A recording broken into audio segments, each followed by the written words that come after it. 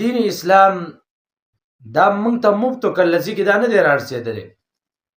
په د دین اسلام د خاطره لوی خلکو چې د علم د قوي خلکو دغه رنګې د مال لم قوي خلکو هغه خلکو قرباني ورکړې ده، اله موږ ته دین را رسېدلی دی. حضرت حباب بن ارت رضی الله تعالی عنه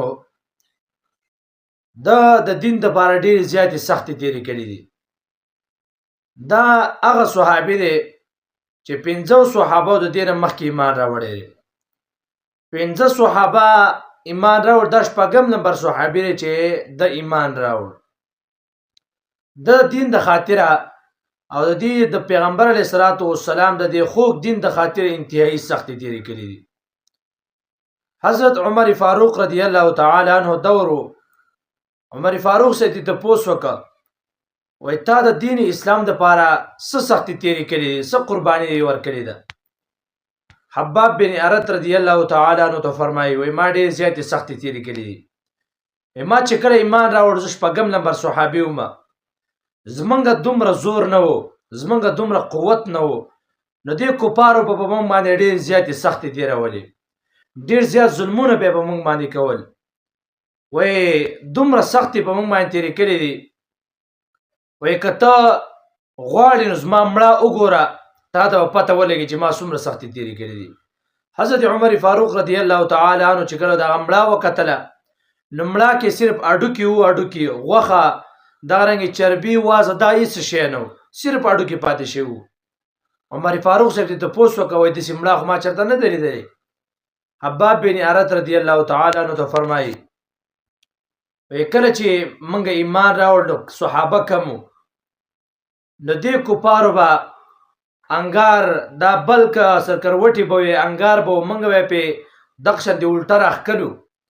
وایي چې کله به موږ راښکلو نو دغه انګار به زموږ د مړه د وازدې د وجې نه، د مړه د چربۍ او د غوښې او د وینې د وجې نه هغه سرکروټي او هغه انګار دا به مړ شه.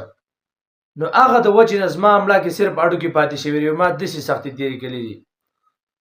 بهرحال چې کله عمر فاروق صاحب دور شه او دغه رنګې فتوحات شروع شو، نو دې به ژړل. حضرت عمر فاروق صاحب ته تپوس وکړئ ولې ژاړې؟ وایي دا خو فتوحات دې پکار ده چې ته خوشحاله شي، موږ کله شام فتح کړو، کله یو ځای فتح کړو، کله بل ځای فتح کړو، پکار ده چې ته خوشحاله شي. وایي حضرت حباب رضی الله تعالی عنه فرمایل چې هسې نه چې موږ د دین اسلام د خاطره ډېر زیاتې سختې تېرې کړي دي، ډېرې قربانۍ مو ورکړي دي، هسې نه چې د هغه قربانو بدله الله رب العزت موږ له په دنیا کې راکړي. نو دا هغه صحابه وو چې د دین خاطره ډېر زیاتې سختې تېرې کړي دي. بیا حضرت حباب رضی الله تعالی عنه د ده نه د حدیث مبارک را نقل دی، بیا وفرمایل حضرت عمر فاروق صاحب ته په بازار اعمال کې هم دا شته، وایي پیغمبر علیه الصلاۃ والسلام ډېر اوږد مونځ وکړه، اوږد مونځ یې وکړه. نو بیا ته مونږ ته پوښ وکړه چې یا رسول الله تاسو دومره اوږد مونځ وکړه دا ولې؟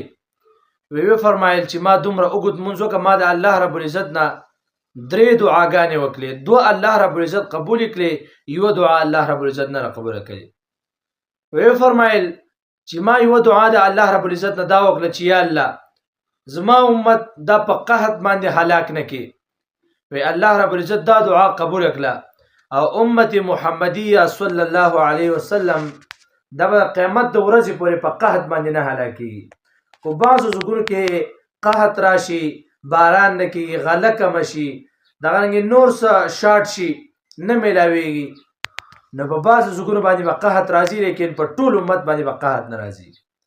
یوه دعا مې د الله نه دا وکړه او الله دا قبول کړه.